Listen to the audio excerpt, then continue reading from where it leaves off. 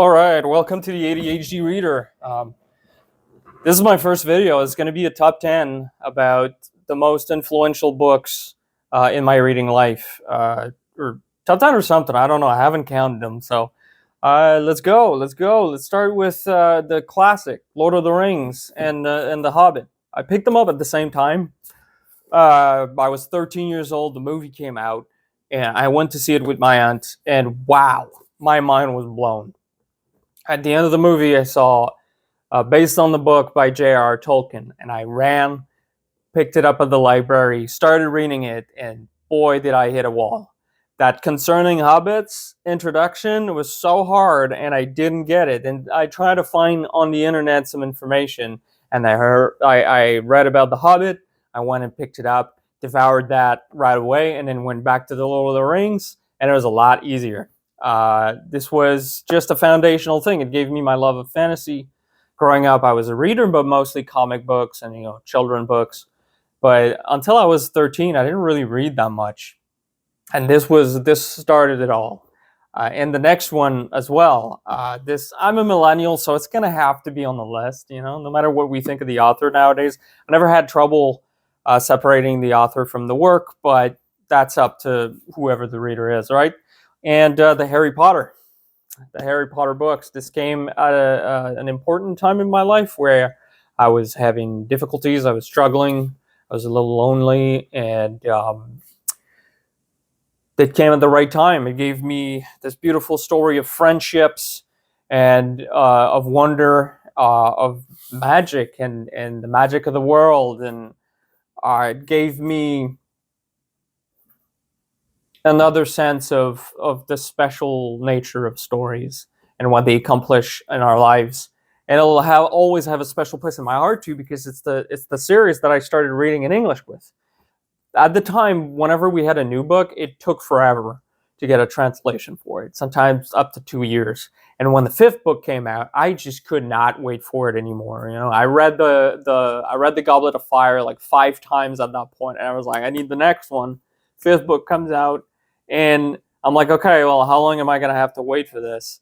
And it was going to be about 1.5 years, I think, at the time. So I got the book, and I had a French-English dictionary, and I started reading with both. I had a little bit of English, and I was just enough to read the book and decipher what was happening. And there were weird terms, so it was kind of tricky, when you encounter things like squib and you have no idea what it means. And you have like a term in French that but you're not sure what it is, and you had to kind of put the puzzle together. And it'll always have a special place in my heart, and I shared it with my niece, and I'll share it with my children when I have them. Forever be one of my favorite. Another one that I picked up at the same time, this is a French edition. There's going to be a few of them, but The Quest of Eowyn by Pierre Bottero. He passed away a long time ago. I want to say like 10, 15 years. It's never been translated, sadly, but this is another one of those heroes' journey. Portal fantasy really introduced me to Portal fantasy. And it was at a time where I had read Lord of the Rings, and I tried going for the Wheel of Time and Books of Shannara, like all those, and I just could not do it. The translations that we had were kind of stilted. They weren't easy to read. They were old school, and I have an ADHD. It was a hard read, so I kind of discovered Harry Potter, and I went from there with young adult. This I want to say I was about 16 when this came out, and the hero is 16 in this. It's a young girl who's an orphan who goes into this new world, and it's another ragtag team of hero, the classic, mysterious, broody swordsman and the rogue archetype, and the mage. The magic system is also really original. People can draw things in their mind through their imagination, and it becomes reality. And it was really fun, and it was really magical, and it was again a series of trilogy, but it touched some really beautiful themes, friendship, of course, and how pain affects our lives, and how trauma can affect our friendships and our relationship. and also what we can accomplish, how it affects our personalities. And in the second trilogy, the hero goes through a horrific experience of mental torture, and it changes her completely, and it affects her magic. And it was just such an important thing of trauma.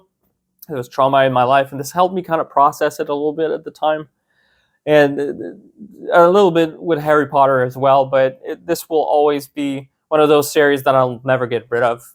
As is the next one, the Edge Chronicles.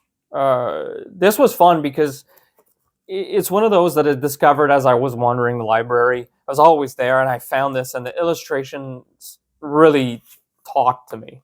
Right, this is the world map. We all love fantasy maps, right? We all love world maps, and like these creatures. It's illustrated by Chris Riddell, and hopefully it picks it up well. But these creatures are like super bonkers. You have like this really insane creativity that comes through, and all the creatures are magical and mysterious. There's a lot of creepiness. It's. I don't want to say that it's Lovecraftian, but even the trees can eat you in this. Like, it's just so beautiful and gorgeous, and it's again an orphan story of this little boy who wants to see where he comes from and goes on this adventure throughout the world. And it follows 3 different generations of the same family. Each trilogy has its own character of that family, a new generation, and it was really, really fun. And I remember them quite fondly. And it just showed me the medium of what illustration and story and how far imagination could take you. And this was great. This was just like, I recommend it to anybody. It's unfortunately you can't find them in French anymore, which is really sad. I'll never get rid of these books because of that.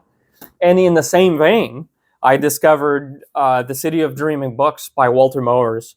This is the French copy again. And the author illustrated the whole thing. Let me show you like these crazy illustrations, really fun. And what's unique about this is that the whole world revolves around books. And this young dragon, this guy, finds a manuscript of about 10 pages, and it's the most transcendent thing he's ever read. And he goes on a quest to find who the author is. Goes to the City of Dreaming Books, and this world, books are mysterious and they're magical. They could kill you. They could hypnotize you. They can make you go crazy. They can poison you. I don't know if I already said that, but there's so many things. It's so special. And the city is called the City of Dreaming Books because these books are alive and magical. Everything in that city revolves around the commerce of books.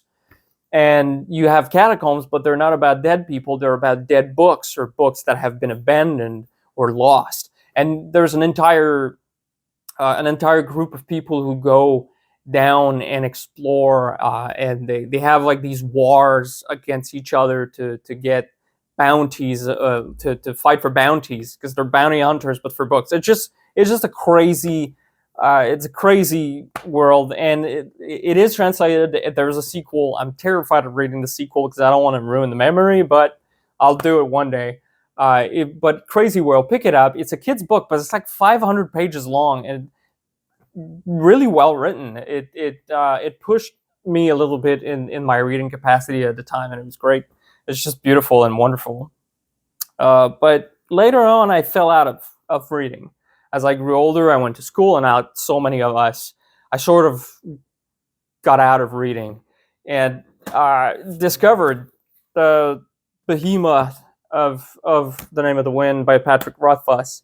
And unfortunately, whatever we want to say about him, and we all wish we had book 3 by now. The Name of the Wind showed me what good writing for fantasy could be. I like most readers, unlike most fantasy reader, I didn't do the Wheel of Time I remember at the time I didn't know about Joe Abercrombie, and this was kind of there was a new waves of translation, and I picked this up, and wow, I was really into music at the time, and this really hit the spot, because the way the story is an ode to music, and how it shapes our lives and the stories of what we encounter. Like, we all have a soundtrack to our lives, right? And how it touches us, and how it touches our heart, and how it forms and shapes myth and stories. I mean, they used to be told through music, right? And it gave me new possibilities, and I'll always be grateful for the book, and I will keep waiting for book 3 when it comes out, if ever it comes out. I'll read it. His novella, the slow regard of silent things, is probably one of my favorite book ever. I'll definitely make a series about my favorite books ever, and but this one relaunched my love of reading and my love of fantasy, particularly. And yeah, I don't think I'll reread again. I read it like 3 or 4 times at this point, but it'll be a special one. It'll always be a special one. And after that, well, while I was in school, I discovered literature with a big L, fancy, snobbish kind of literature. But I discovered through one of my class the Hunchback of Notre-Dame by Victor Hugo. Wow, what a story about what it means to be rejected, about unrequired love, about disability, and also the conflict of the life of faith and our desires. And it